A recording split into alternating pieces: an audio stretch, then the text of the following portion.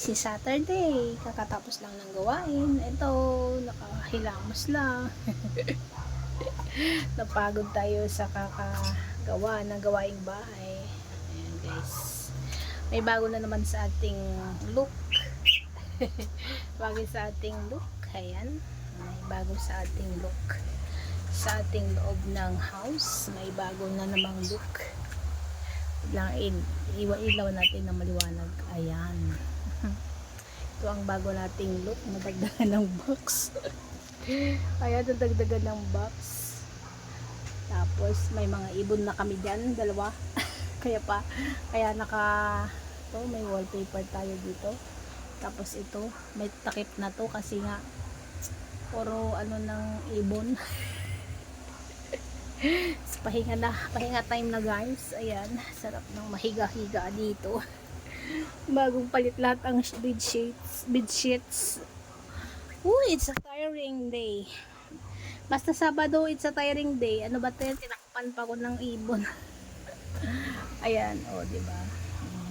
Liwalas naman dito. Marami lang talagang box.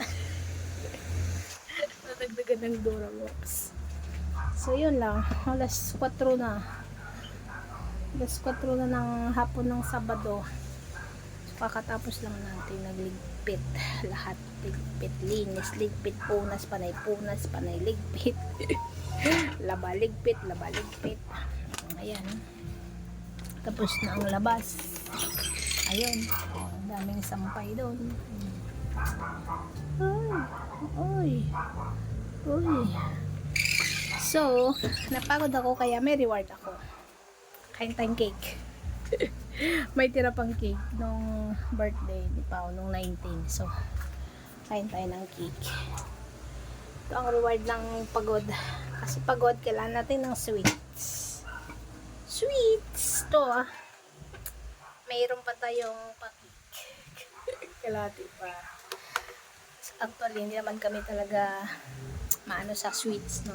Mahilig. Ang sweets sa amin ay lang, tikim-tikim lang. Para hindi mabigla sa sweets.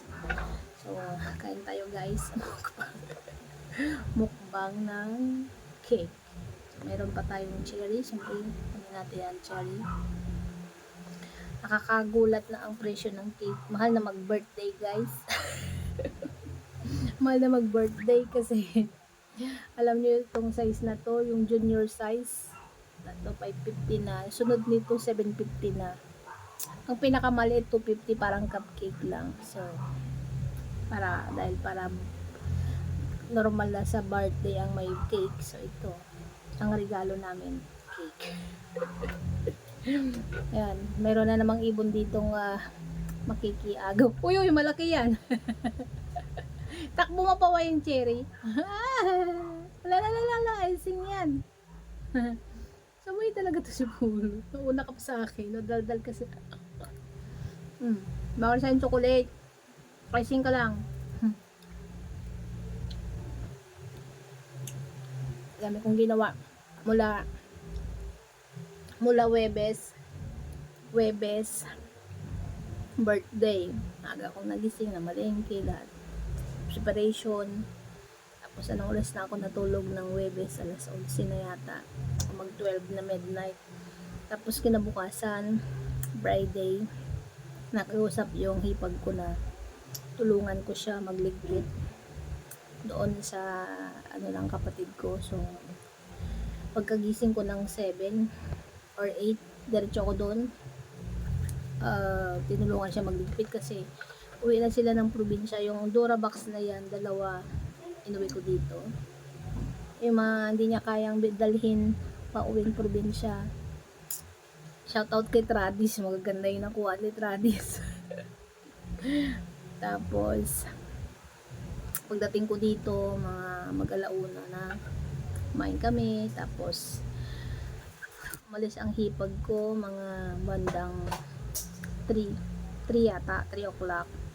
Then nag-start ako na naman ditong renovation. Hindi ko alam kung saan ko pagsalpak yung mga Durabox. Another na naman ako dito sa loob. Hindi ako mapalagay guys. Hindi di na ako tahimik kasi yung mga kinuha ko doon sa labas ay nakabalandra lang doon, syempre daan-daanan. So inubos ko yung oras ko na magligpit na naman dito sa bahay. Ganun kasi talaga ako guys eh. Pag hindi ako mapakali, pag alam ko marami pa akong gagawin, tambak or whatever, hindi ko kayang tulugan yan. So yun, buong araw siguro natapos ako mga mag 8 mag ano na yata 7 or 8, mga ganun, kaya ako naka-live yesterday, busy ako. So ngayon naman Saturday is my schedule ng laba. So medyo madami to kasi last week weekly lang naman ako naglalaba, once a week. Last week hindi ako naka ano ng bedsheet, so lahat ng kumot, lahat ng punda nalabhan.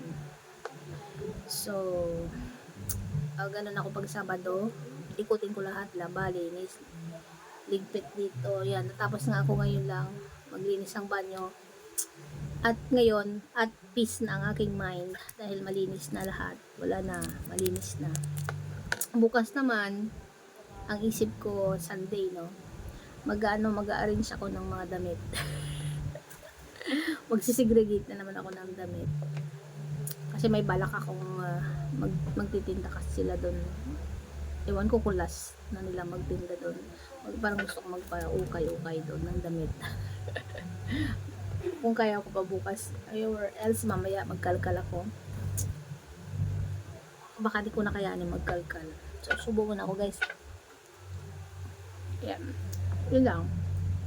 A day in my life. January 19 yung Sabado. Super busy. Maga akong bumangon ngayon. Punta palengke. Kuya ko padala sa probinsya kasi uwi ako ngayon ipag ko.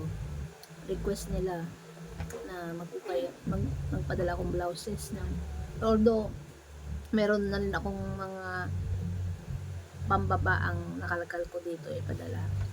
Yung taas ang wala kasi ang tataba nila. Hindi na kami kasing laki. Hindi na kami magkasing laki. Mas malaki na sila. Kung meron sana dyan mga blouse, kaya lang di kasya sa kanila. So, pinagpala kasi sila doon guys. Pinagpala sa malaking dibdib. Kaya ginugol ko yung oras ko. Naganap siguro mga 9 PM na ako nag-start ng laba. Kaya yun. 4 na. Okay na ang lahat. After nito, pahinga naman ako. Isip. Pahinga muna.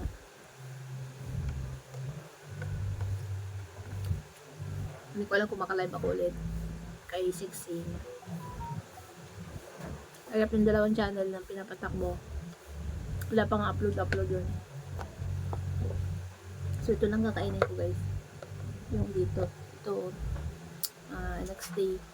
Mga 3 araw pa ito kainin.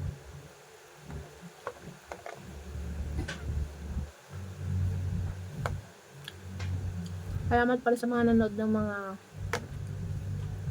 premieres ko. Minsan wala ako guys. Busy lang. Salamat sa inyo. Ilan lang naman yung mga present lagi sa aking premieres.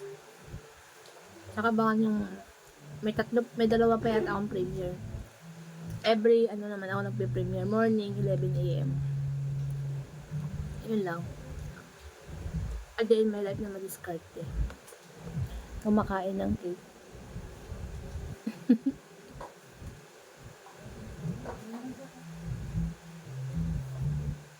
Ayaw, may screen siya.